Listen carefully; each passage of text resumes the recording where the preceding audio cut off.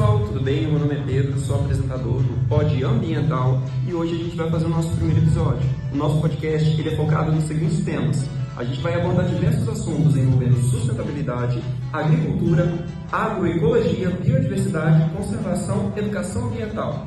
Hoje, em específico, estamos com 3 convidados super especiais, onde a gente vai abordar o incentivo da diminuição do uso de agrotóxicos e incentivar o aumento de produção agroecológica. Estamos aqui com a Maria Rita.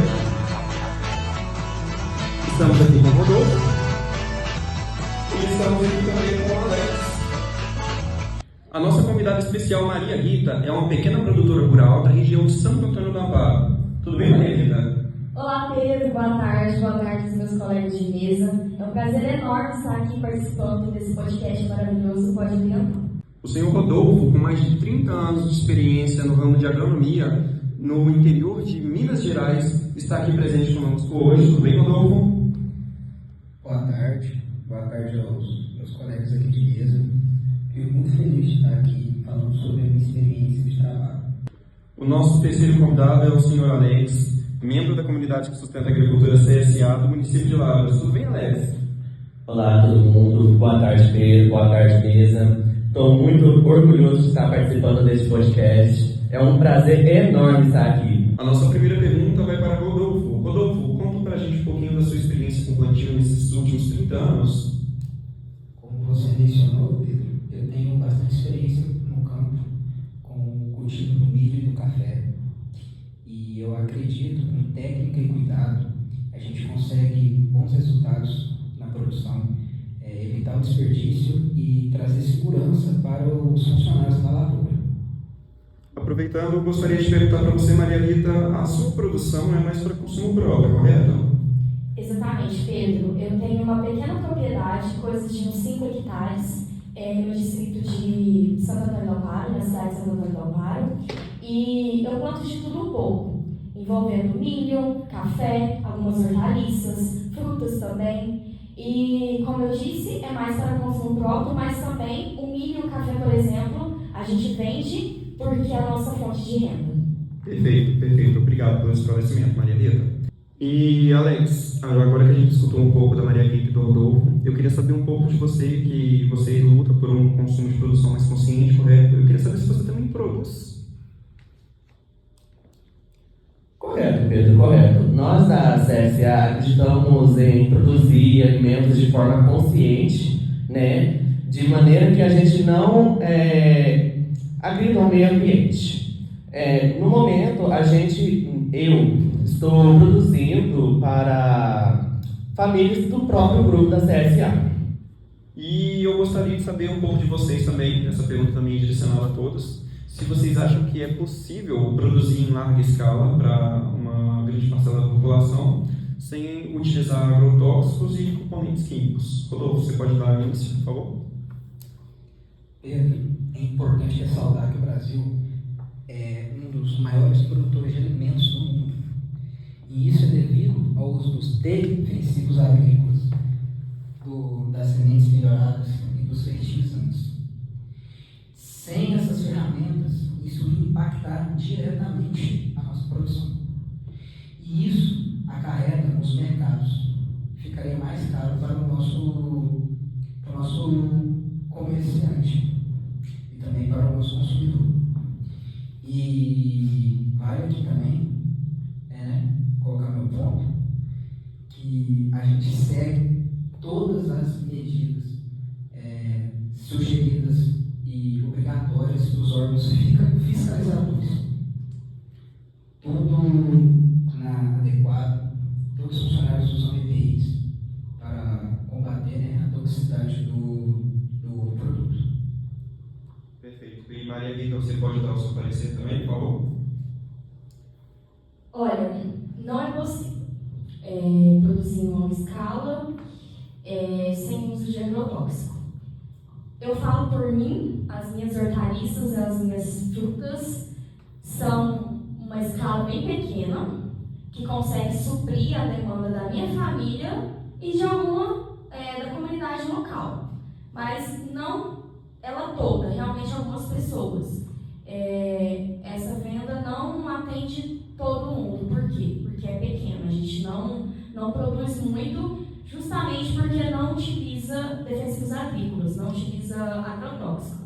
Porém, como eu mencionei anteriormente, a gente também produz café e milho, é uma monocultura dos dois, então já é de uma escala bem maior, não tão comparado ao Rodolfo, mas é uma escala maior comparada às hortaliças, e nisso sim a gente utiliza agrotóxico. Por quê? Porque a gente exporta, a gente vende esses 2 grãos.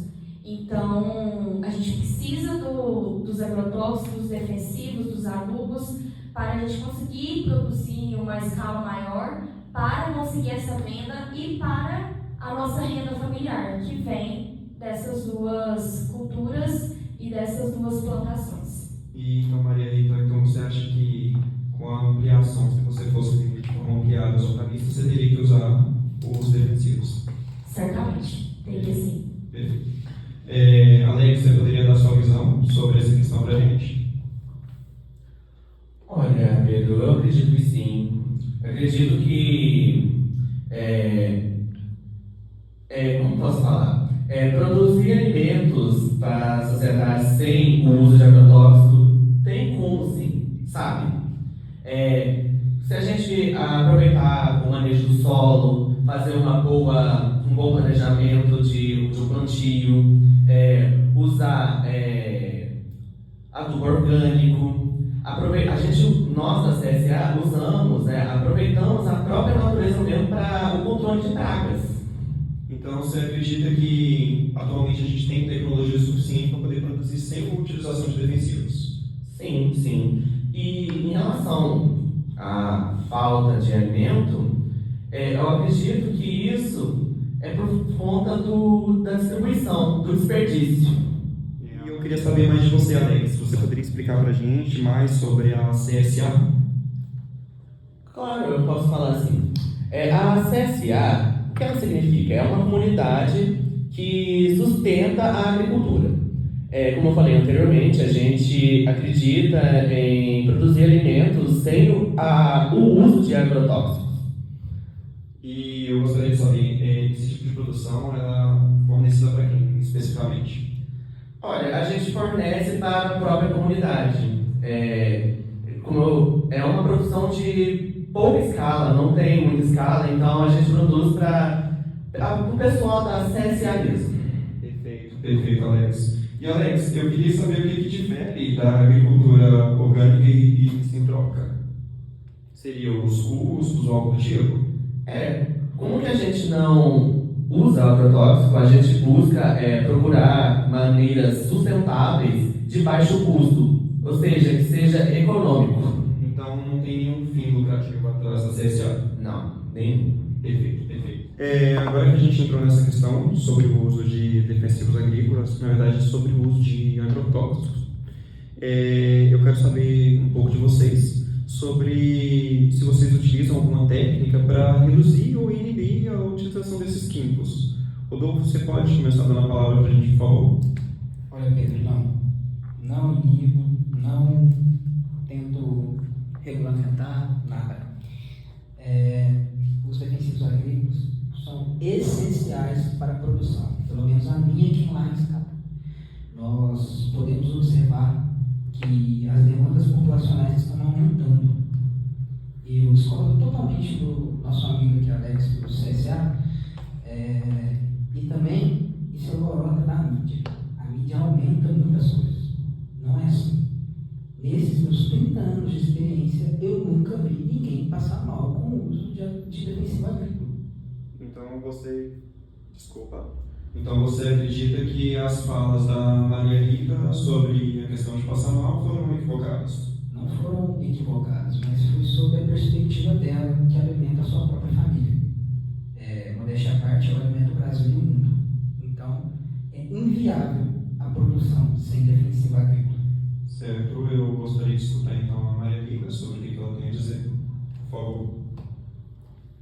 Olha, acaba que eu também não utilizo nenhuma técnica, realmente, porque eu venho perdendo uma boa parte da minha plantação, especificamente o milho e o café, que é uma escala maior, por causa das pragas, que eu já disse, pragas nas folhas, na raiz, no tronco, no fruto. Então, por causa disso, não tem como eu reduzir totalmente, eu não utilizar mais. Eu estimo que eu já perdi cerca de 20% de ambas as plantações por causa das pragas. E como essas duas são para a venda, não tem como eu não utilizar nenhum tipo de defensivo para a produção. Porém, depois do ocorrido, principalmente, que eu citei na pergunta anterior, eu reduzi mais da metade do que eu utilizava nessas duas plantações, mais da metade já foi reduzida, justamente por causa, pensando na minha saúde da minha família e saúde de quem vai estar consumindo também. E vale a pena citar que as hortaliças, por exemplo, que são para consumo próprio e uma pequena venda na comunidade, é 100% orgânico. Mas, voltando à sua pergunta, infelizmente não tem como inibir, né, o uso, por causa da produção, que é a minha fonte de renda. Maria Rita, eu também gostaria de saber sobre a perspectiva que você tem, tanto da fala do nosso amigo Rodolfo, quanto da Dolores. Você está totalmente de acordo? Sei que você é uma produtora rural. Olha, eu acredito que eu posso levar as duas considerações, né? Tanto a minha plantação de milho e café, quanto a minha plantação de hortaliças e frutas.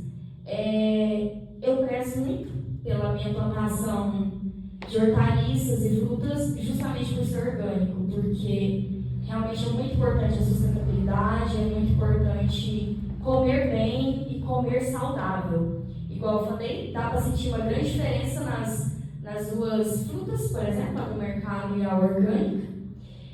Só que aí eu venho do outro lado também, que eu necessito da produção de milho e café em uma escala maior para a minha renda. Mas os defensivos mal utilizados, e dependendo do EPI, tem data de validade, então a gente tem que ficar de olho nisso, pode causar sim intoxicação. Então, falar que nunca ocorreu não é uma verdade, do meu ponto de vista. Eu agradeço a sua perspectiva, Maria Rita, e eu gostaria de escutar também, eu creio que o pessoal de casa também gostaria de escutar um pouco sobre o que o Alex tem para falar sobre essa questão. Olha, Pedro, nós da CSA utilizamos a agricultura agroecológica, que eu uso um exemplo que é o plantio da tríade do plantio. Nossa, foi muito redundante, mas beleza. Que traz o seguinte, é chamado de milpa, ou as 3 irmãs. A gente planta abóbora, milho e feijão. E o objetivo é favorecer conjunto de plantio, resultando em baixa perda de produção. E os nossos colegas de mesa estão errados sobre a questão de inibir a utilização do agrotóxico. Acredito que podemos sim usar o plantio sem usar agrotóxico em larga escala. Eu trouxe aqui uma questão que eu creio que seja de suma importância, que não somente eu, como apresentador do Pod Ambiental, quis trazer essa questão, mas eu creio que também é interesse dos nossos telespectadores, que é a respeito do uso do glifosato. Quem não conhece, o glifosato ele é um herbicida sintético e que atualmente ele foi banido no caso de alguns países, como por exemplo o Luxemburgo, o México e o Vietnã. E eu queria saber um pouco de vocês sobre a utilização desse herbicida, no caso desse composto químico, e qual que é a influência, os fatores socioeconômicos e regulatórios que explicam a permanência dele no meio agrícola. Bom, vou reafirmar o que eu já havia dito, mas atualmente, na minha produção, todos utilizam EPI. E o glifosato é muito importante no combate das plantas daninhas. Elas, quando não combatidas, acabam com a produção. Isso impacta diretamente no comércio e, por sua vez, atrapalha a demanda populacional de alimento. E Rodolfo, eu gostaria de saber um pouco de você. E sobre a questão da saúde, você acha que não afeta diretamente o seu alimento? Eu mesmo nunca vi ninguém passar mal com glifosato, com nenhum defensivo agrícola. Pelo contrário, ele é muito importante. No meu caso, como eu sou um produtor de larga escala, é inviável produzir sem algum defensivo agrícola. Entendo. Eu gostaria de ver então um pouco da perspectiva então, da Maria Rita e logo em seguida do Alex sobre essa questão. Atualmente a gente não utiliza mais o glifosato, porém já utilizamos nos vãos dos pés de café, entre as ruas de cafés, para combater a braquiária, porque o mato estava crescendo rapidamente, a gente não estava conseguindo controlar só na enxada mesmo, e estava se tornando quase uma praga mesmo para a plantação, estava sendo ruim mesmo para a plantação. Então a gente resolveu utilizar por ser extremamente barato e acessível para a gente na época. Porém, em uma dessas vezes que a gente utilizou o glifosato, acredito que não estava sendo utilizado da maneira correta, justamente porque a gente não estava usando os EPIs.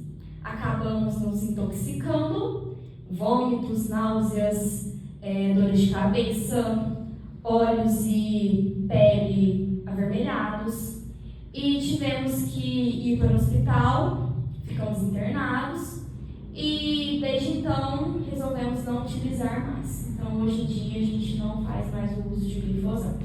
Entendo, são questões que a gente vê a grande diferença entre a produção tanto da Maria Rita e do Rodolfo, mas eu gostaria de estudar um pouco sobre o que o Alex está falando. E Alex, você concorda com a fala dos nossos amigos?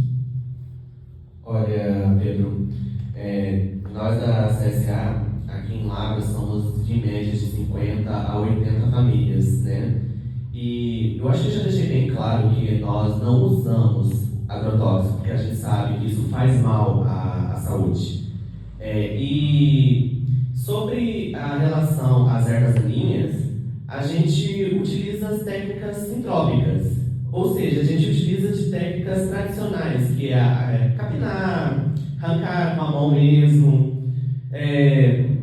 Ou seja, porque a gente sabe que o Poder Legislativo, ele mesmo proibiu o uso do agrotóxico. Porque tanto ele faz mal para a saúde da humanidade, como também no solo, né? Então a gente não utiliza nada disso.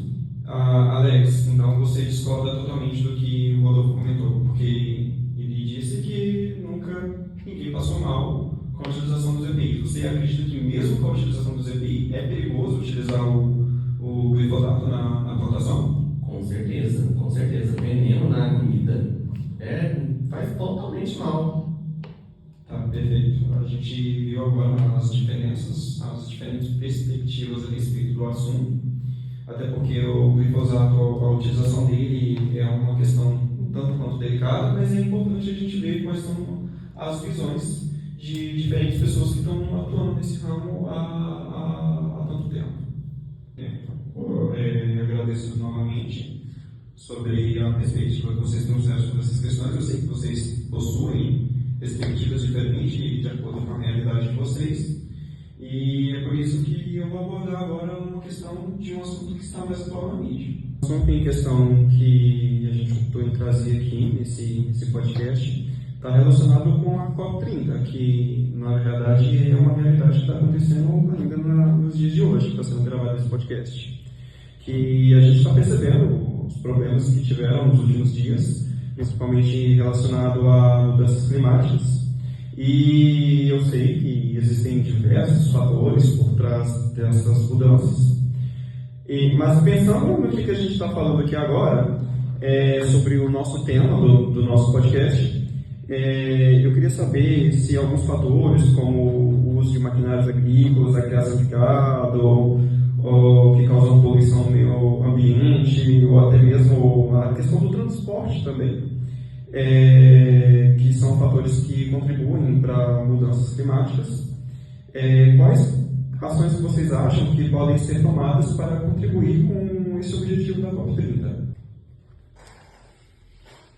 acredito que se houvesse maquinários elétricos ou movidos por biocombustível para transportar os defensivos agrícolas, eu acredito fielmente que não teria risco algum de agredir o meio ambiente.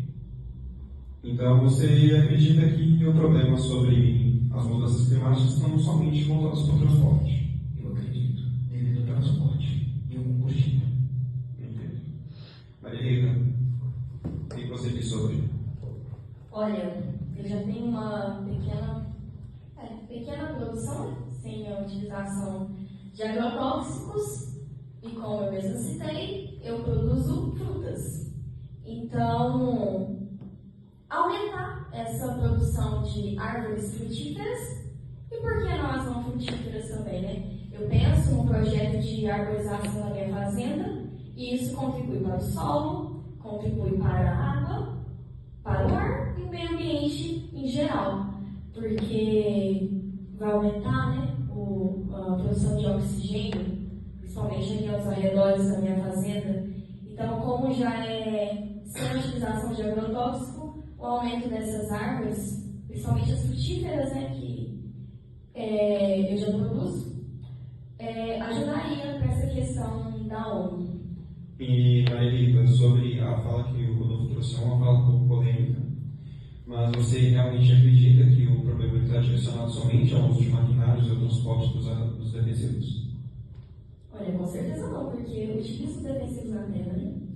Então, a partir do momento que vai os defensivos na planta, o problema já começa aí, né? Certo, a gente tem duas visões totalmente diferentes, mas eu creio que o Alex pode tentar dar o retorno dele na visão dele. Alex, o que você diz sobre? Olha, eu penso em, pressionar o Ministério da Agricultura para que eles possam, usar uma maneira de não usar o agrotóxico. Porque o agrotóxico possui substâncias químicas que podem tanto degradar o meio ambiente, o solo, a água, o alimento, né, as plantas, e podemos também, como eu falei, estar prejudicando o meio ambiente, causando várias mudanças climáticas. Então, você acredita que, se pressionar o Ministério da Agricultura, os grandes produtores vão parar de utilizar os agrotóxicos? Eu acredito que sim, acredito. Entendo. E a gente vê que é uma situação bem alarmante, a gente vê a gravidade da situação. Creio que muitos de vocês já devem ter acessado os noticiários e visto pessoas ficando sem moradia, pessoas tendo que se afastar do local por conta das fortes chuvas em um período que não era para ser tão alarmante, e a gente entende totalmente que a problemática está aí, que ela existe e a gente precisa buscar uma solução.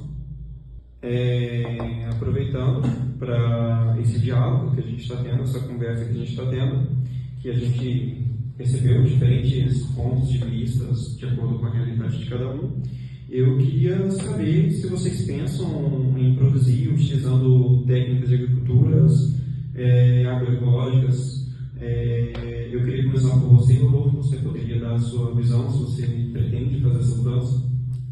Olha, eu prezo muito pela ciência. E eu não tinha conhecimento desse artigo científico que o nosso amigo Alex trouxe. E pensando um pouquinho nos dados e também na fala da nossa amiga aqui, Maria Rita, eu mesmo, achando que é inviável, mas eu vou tentar diminuir um pouco, os defensivos agrícolas. Mas lembrando que isso vai demorar um bom tempo, não é imediato. E eu fico muito alarmado com os dados que o nosso amigo Alex trouxe. Maria Rita? Eu já não faço uso dos agrotóxicos nas minhas hortaliças, nas minhas frutas, que são para o meu consumo próprio, pessoas próximas de mim, da minha comunidade, prezando pela saúde de todos, prezando pelo consumo orgânico, consumo sustentável e consciente também. E como eu já disse, até nas produções que eu tenho, nas plantações que eu tenho para venda, eu já reduzi mais a metade. Então acredito que eu estou no caminho. Pode ser que daqui a uns anos eu consiga já não estar utilizando nenhum tipo de agrotóxico em todas as minhas plantações. Alex. Eu apoio a não utilização de agrotóxico. Eu venho visando que não utilize esses venenos, tanto na grande escala, tanto na pequena escala, conscientizar, sabe, esses produtores de grande escala que a utilização dessas substâncias químicas desenfreadamente vem causando malefícios à sociedade. Ou seja, conscientizar, né? Poder disseminar essa semente de trazer uma maneira mais agroecológica. E assim, pessoal, chegamos ao fim do nosso Pod Ambiental. Eu gostaria de agradecer a presença de todos os convidados especiais e agradeço principalmente a conversa, a troca de diálogo que a gente teve aqui. Creio que foi de grande valia para quem está nos assistindo, quem está nos acompanhando. Vocês têm alguma coisa para poder falar? Agradeço, primeiramente o convite de estar participando do Pod Ambiental. Foi uma partilha incrível, mostrar minha realidade, mostrar meus pensamentos, minhas opiniões. E sempre que precisar, à sua disposição. E fiquei imensamente feliz com o convite. Também quero agradecer pelo convite para participar do programa.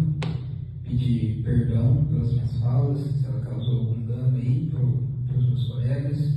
E eu também estou à disposição para o que precisar. Primeiramente, venho agradecer a todos, ao Pedro, por ter dado essa oportunidade da gente poder apresentar o Pod Ambiental. Aos nossos colegas aqui, o Rodolfo, a Maria Rita, tivemos algumas intrigas, não podemos mentir, né? Mas é a nossa opinião, digamos assim. Mas foi muito bom poder trazer o que é a CSA, mostrar como que ela funciona, mas só tenho a agradecer. A gente espera que esse bate-papo traga uma mensagem reflexiva.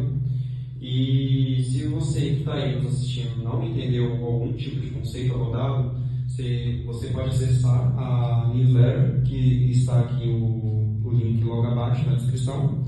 E eu espero que vocês compartilhem o vídeo. Quanto mais gente tiver alcance sobre esse tipo de temática, mais gente será conscientizada. Então não esqueça de seguir a gente, de estar compartilhando mesmo. E esperamos você no próximo Pod Ambiental. Obrigado, pessoal.